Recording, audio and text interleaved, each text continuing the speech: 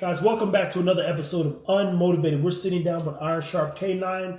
The topic today is leadership, which I know is, above all things, men need guidance, men need structure, men need to be disciplined, men need tasks, men need goals, men need to be decisive, men need to be men.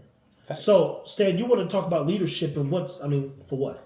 I mean, like you said, everything you just said is the reason. That way. I was. It wasn't articulated. You thought that way. It wasn't articulated that way. The first 5 seconds of this thing, I didn't give him perspective of what a man's supposed to do based on the way God designed them things. And here you are talking about that right there. That sounds about right. All right, so I actually heard a good quote, and that's the reason why I brought this up. Yep. It said you have to be able to follow to be able to lead. Do you agree with that? Bro, I've told people. I literally probably say something about leadership every week. If I'm being, and Jamarcus is normally around, and I always tell people, great leaders are great followers. Facts. And you have to listen to learn so you can lead. And so I have to hear everything y'all not saying. That's the hardest part about being a great leader, was listening to every fucking thing y'all not saying to get y'all to the same place I think you can thrive or be great in, and then still, it might not fucking work out. Yeah.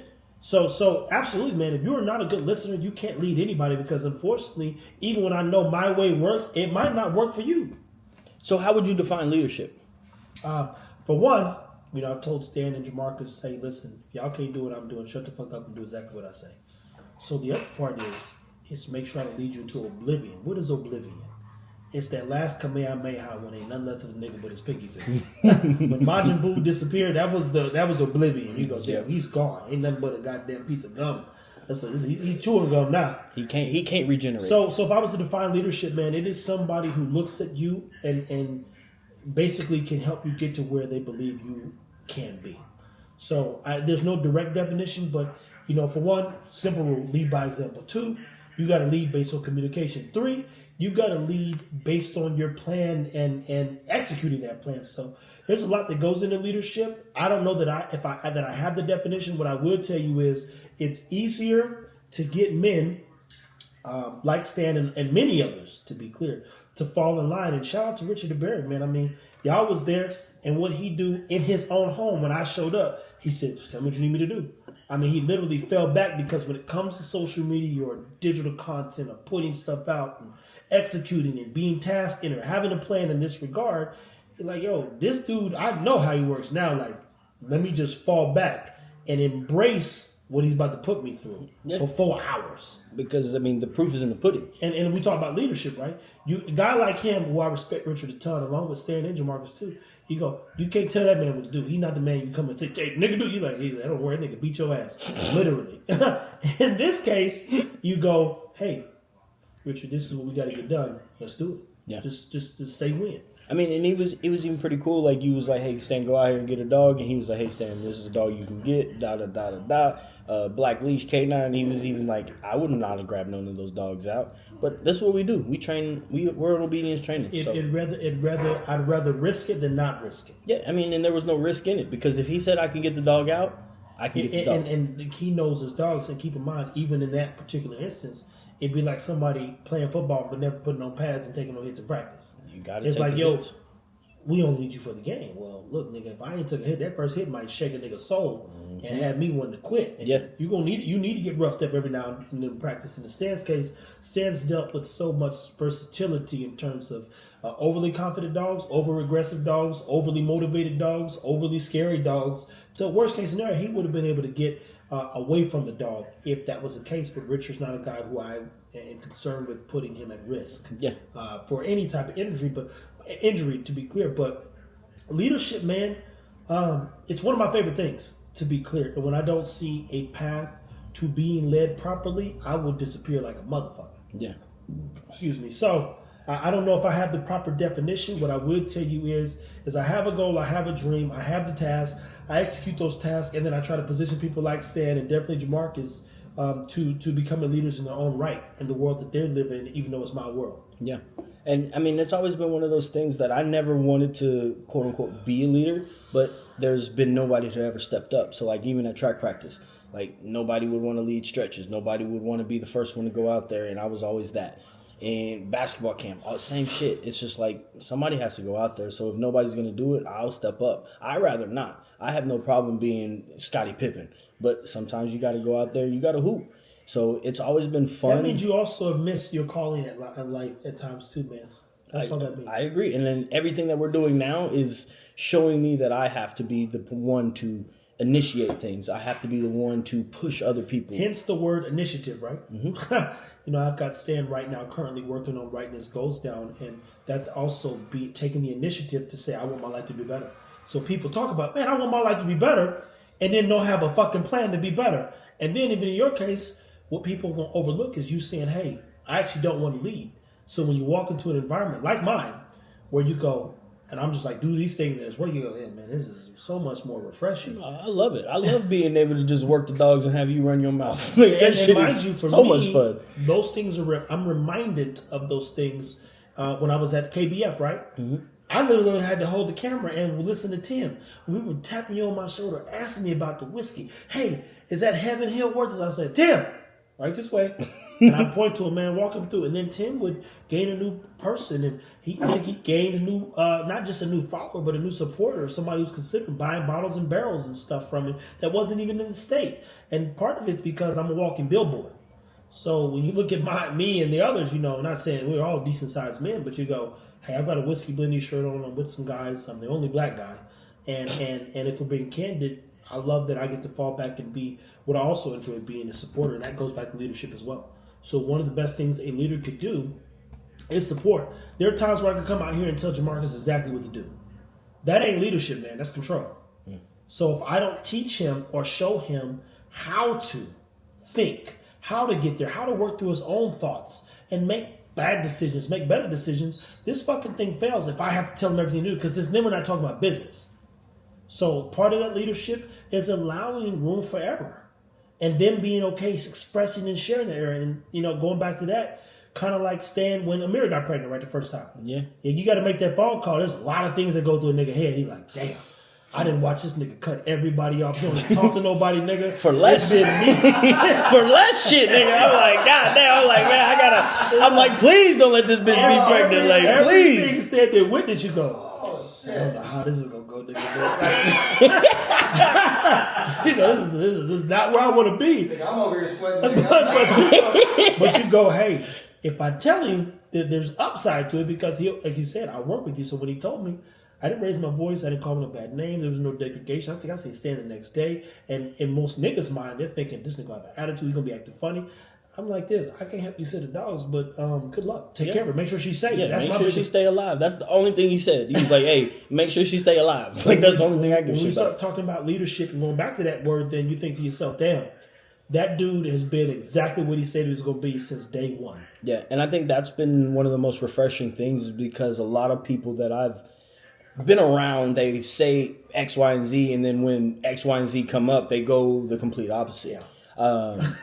It's very frustrating because I think I take people's word as their word. Yeah. And a lot of their word doesn't mean shit to them. Motherfucker don't hold 2 nickels, but I can't even hold a penny to them words. Not even no pennies, not even a fake dollar to their name. And I think that was one of the better experiences that we've had. I think it was a pivotal moment for you too, man, because I know Stan has worked through believing in suckers and wanting to befriend a bunch of people, and I wouldn't tell anybody, like, oh man, Stan's my best friend. What I tell you is this man shows up and he wants to be better. He doesn't necessarily know how to be, and it's my job to apply pressure every time he shows up. So if I could go somewhere and grow, trust me, I'll go. I ain't even thinking about it. I'm like, yo, let's get to it. Let me figure out how to be a better man. So I'm glad that it's unfortunate, but I'm actually glad that those moments happen because I am who I say I am. And I actually don't have energy to be anybody else. Yeah. So where you want to go up and degrade and berate these individuals, you say, what's that going to do, man? For what? The dog is healthy. He says that he's got to deal with the problem. That in itself is a learning experience. Because then you go, damn.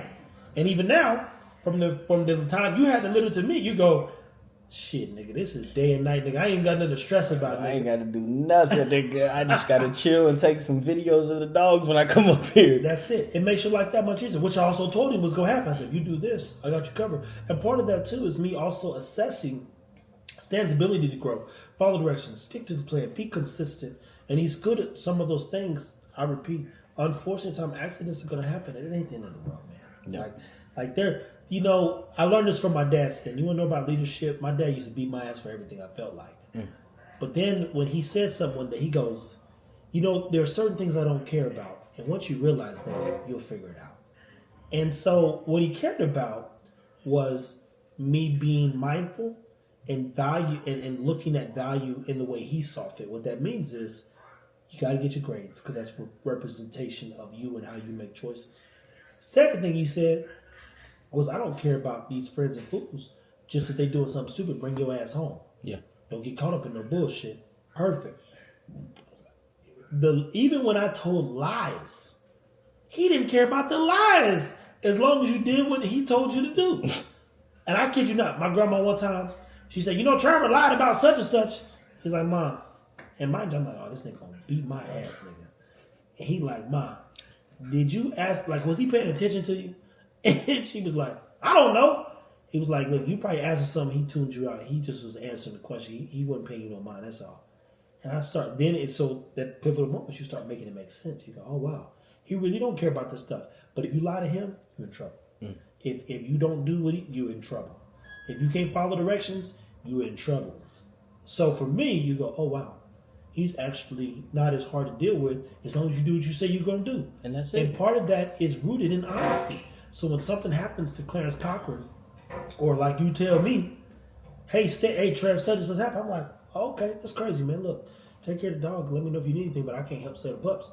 That's pivotal because then you think to yourself, damn, that was it. I was like, that was after that, I was like, that was it. I don't have anything else to have this conversation. And I even had a bullshit conversation with you before I even brought it up. Yeah, he did. He was like, but real quick though. I was like, let me. I think Rocco might have. Rocco got it. I was like, oh, yeah. Man, my stomach didn't drop anything. People, I'm gonna tell you this in life, especially if you're dealing with real men and a man in himself.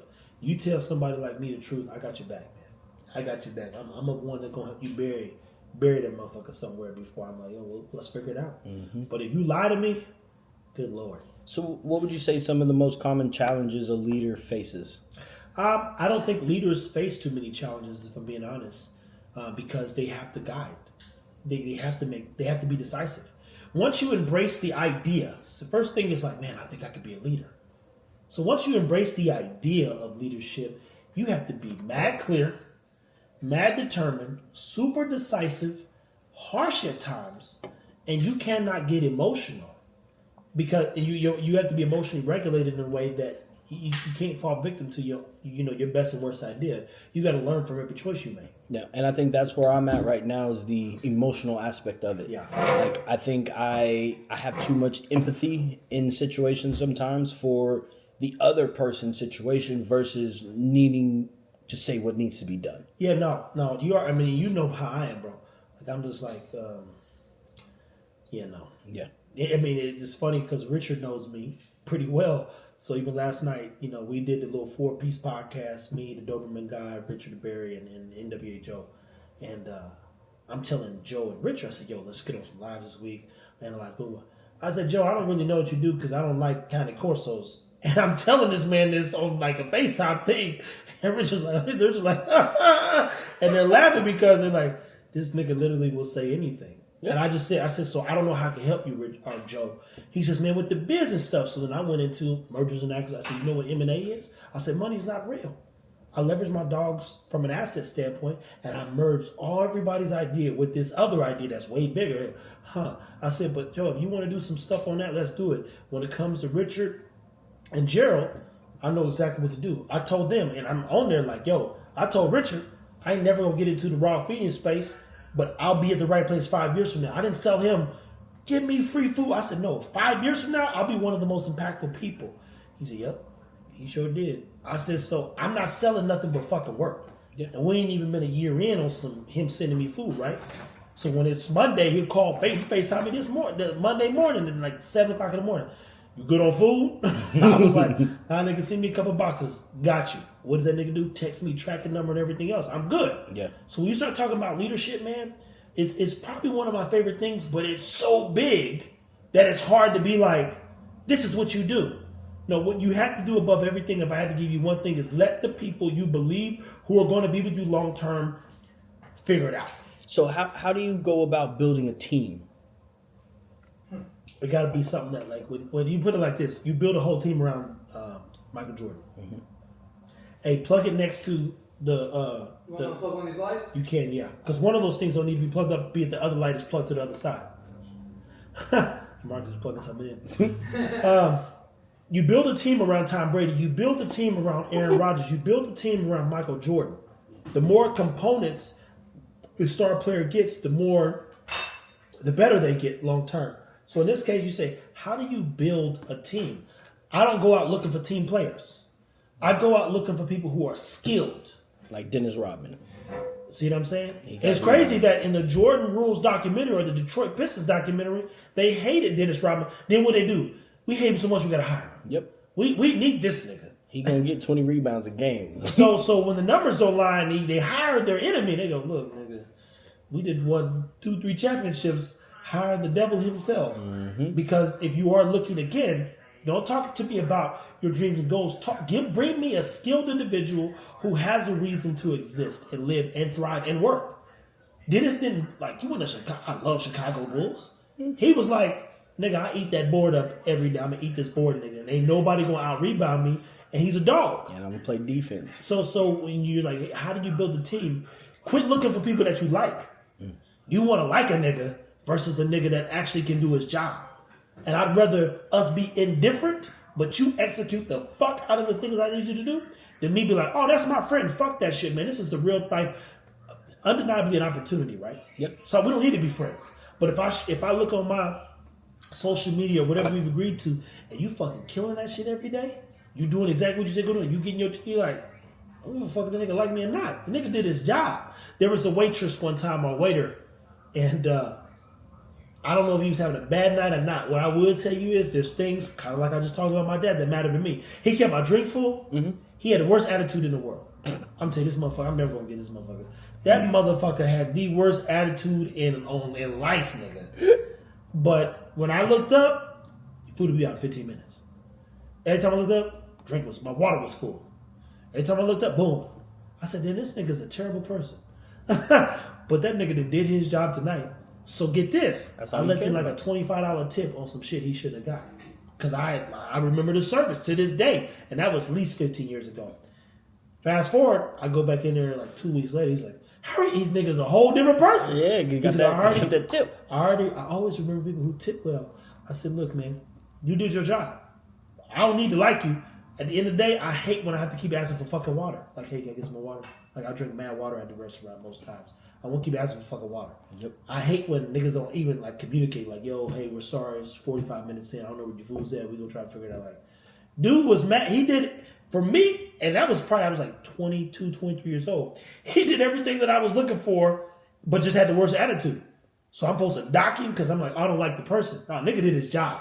And I didn't come in here. I didn't come in here because I was like, oh, let me find the best waiter or waitress to make me feel like a good person. No, nigga, I came in here because I want this food, nigga. And I want plenty of water right now. Dude was a sourpuss face every time he see me. Now, next time, nigga was cheesing ear to ear.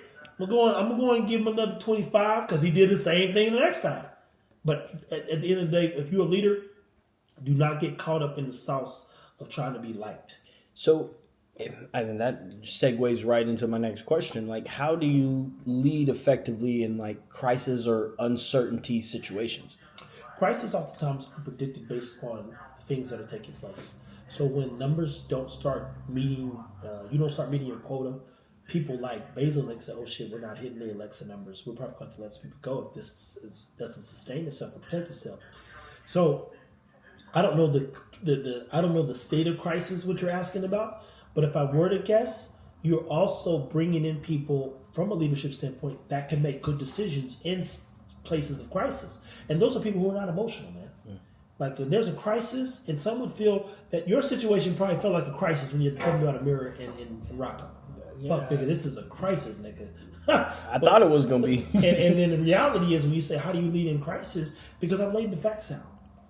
At the end of the day, if I look back, I say, hey, she was 2 years old. Guess what? She did have her 30. You go, worst case scenario, she's not been bred before once. So I go, I'm good. And that's one thing you did tell me. He was like, hey, just tell me how the pups go. She's a good mom. Like, this is a research opportunity. Like, I'm like, teach me something. Like, let me know how things go. So in a state of crisis, which some niggas be like, damn, nigga, I can't believe this happened. Nigga, I told you. I would have went down the line. I'm like, I don't even care. Yeah. Because I repeat, understanding my big goal is the dogs don't make or break me.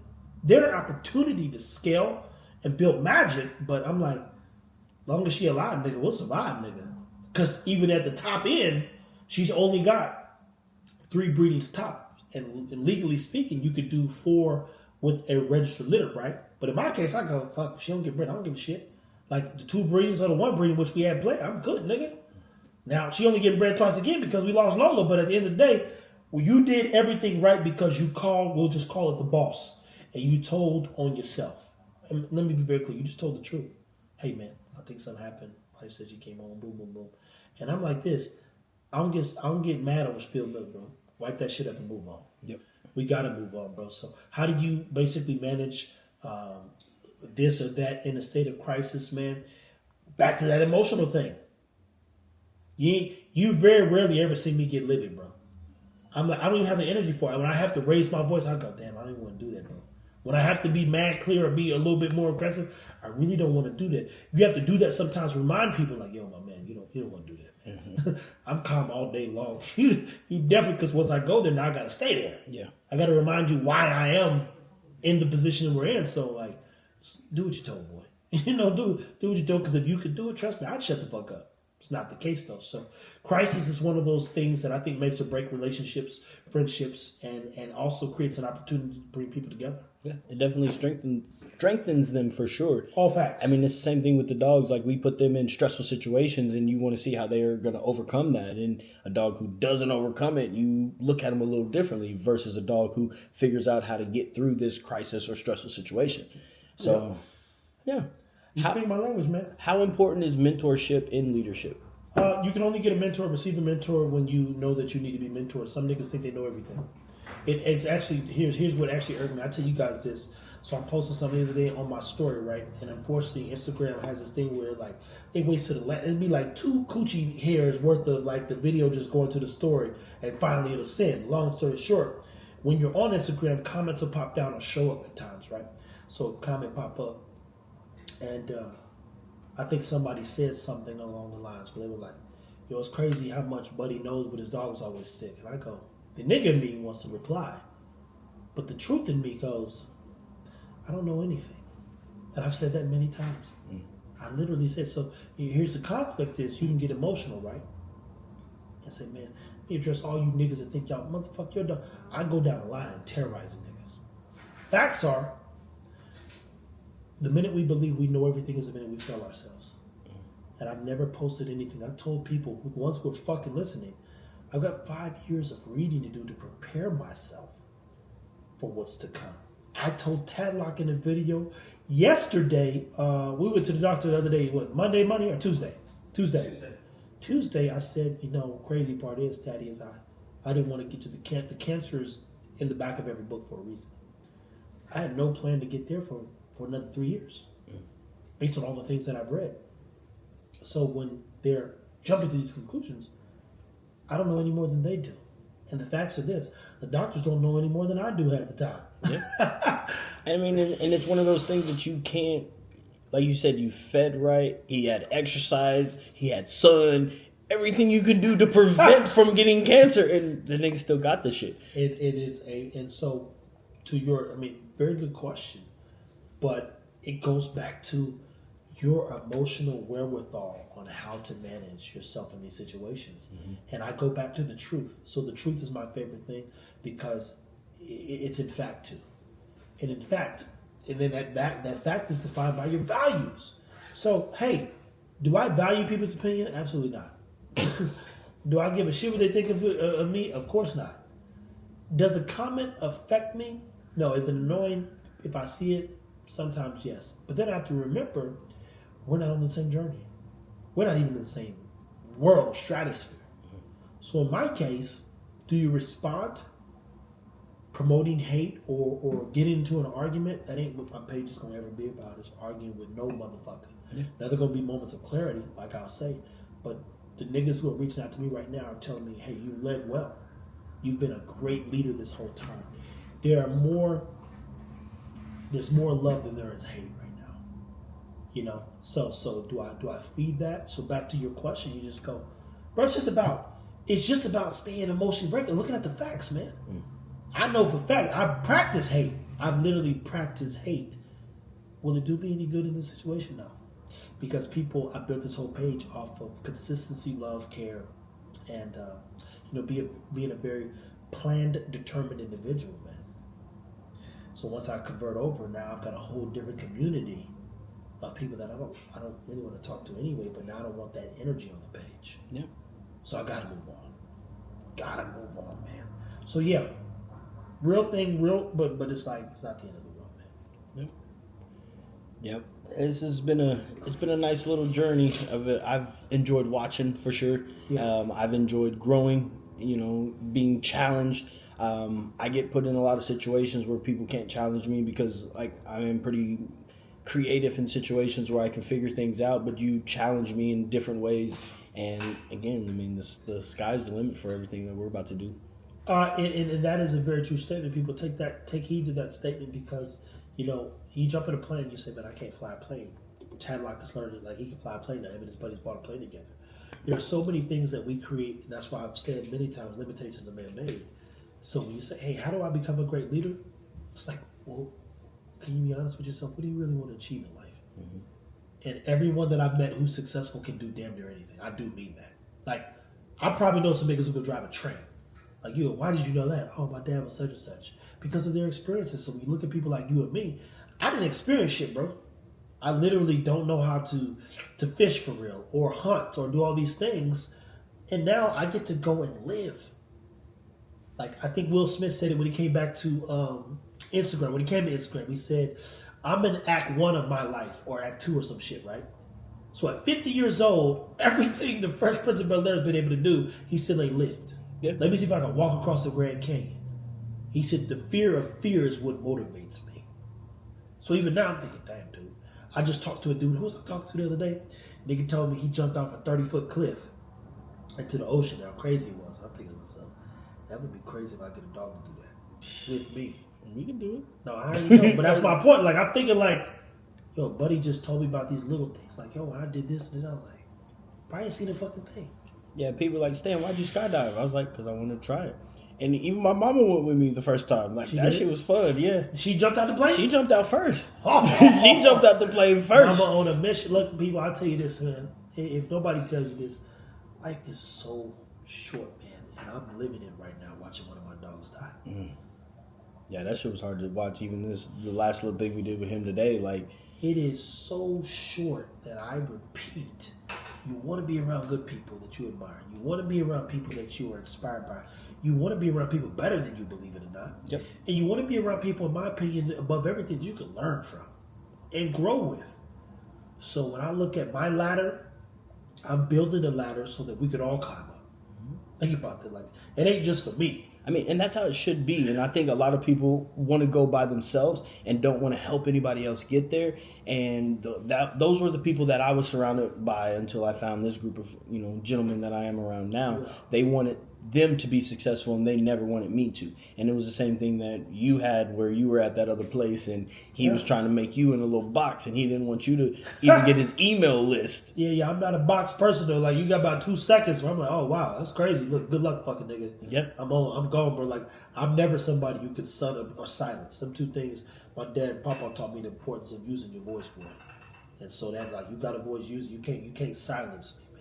So as I told Stan and everybody around me, like, bro, I'll take it because nigga ain't gonna shut me up. Yep. Unless you got better work ethic or you can execute above. Like, bro, stop playing with me. Stop playing with me. So this is a good topic, man.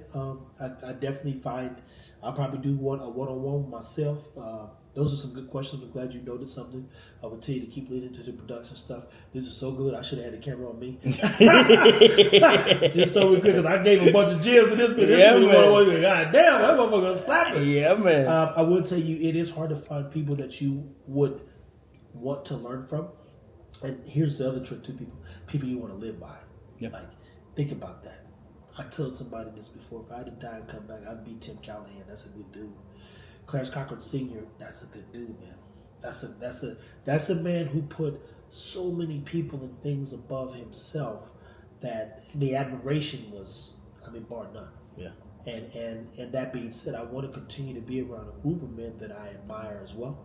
And I admire the growth, to be clear, in the men I've been around, and I want to see them continue to be better, which means I have to be better too. I don't get to wake up, and I've said this before, any day and be the same thing I was yesterday. I have to wake up every day and be a little bit more clear, which means I'm always working on myself. And let me be very clear, there's no workbook to this life, man. There's nothing that prepares you for a tenth of the shit you're either dealing with or trying to become. There's no book for it. If you read everything Elon Musk did from 16 years old to now 50 and some change, you couldn't recreate his life given the exact playbook. It just don't work that way. Yeah. I mean, and that, I think that's the funniest part about it is people try to use other people's blueprint, and you don't have the same experience. You don't have the same situations. You don't have those same things that they had to go through to get to the point where they are. You can learn from what they did, but it's still not going to be the same. And a lot of people try to go and mimic exactly what, you did, I did, whatever. And it doesn't work the same way because you don't process information the same way. Oh, yeah. All that little stuff, man. So, Sam, is there anything else that you want to leave them with in terms of leadership, man? Because it's, again, a good little something for them to consider and think about and be mindful of. Man, I mean, if anything, iron sharpens iron. You got to be around people that are going to make you sharper. If you're getting around people that don't want to push you, that want to be complacent and stay where the fuck they're at, like, you're just going to get dull and you're just going to lose every amount of motivation that you have. And those are me learning from experience. I was around some people before we got, around you, and I was stagnant. And we got around you, and now, you see who I'm with now. It's I'm either by myself with twin. So, and mind you, people, that first question that day I met Stan, what the fuck are y'all here doing? Mm-hmm. Like, what are y'all doing, bro? He said, I couldn't fathom that you would be wasting time. I didn't understand. Yep. and I didn't know anything other than wasting time at that point because of the people cracking beers and something. What are y'all doing? This is crazy to me. Yep. And we still cracking some beer, but we get shit done now. Yeah, no, trust me. I've been up working through my little matrix early and vice versa, man. I know Stan's been at it, taking care of dogs and training and whatnot. But guys, I hope you do take something away from this one. This is another one of those episodes I'm glad we got to sit down and chit chat about. And Stan, you did a good job of preparing yourself in terms of asking questions and driving the conversation. Leadership's a very serious thing. If you're a man in need of leadership, you want to be around people who actually want you to be great, and in some cases want you to be better than they are. And that is exactly where I sit. I love falling back, believe it or not. I will gladly, it's another thing you got to accept, step up if I need to, but for the most part, I love when there's an opportunity for DeMarcus or Stan or whoever's around me to go and be who they're supposed to be. And I don't have to do shit. Say, man, y'all have fun, man. I'll see y'all in a little bit. But if you look at, leadership 101, leaders turn leaders into leaders. So I tell people, lead, live, and learn. The 3 L's, people. And at this moment in time, just stay motivated, man.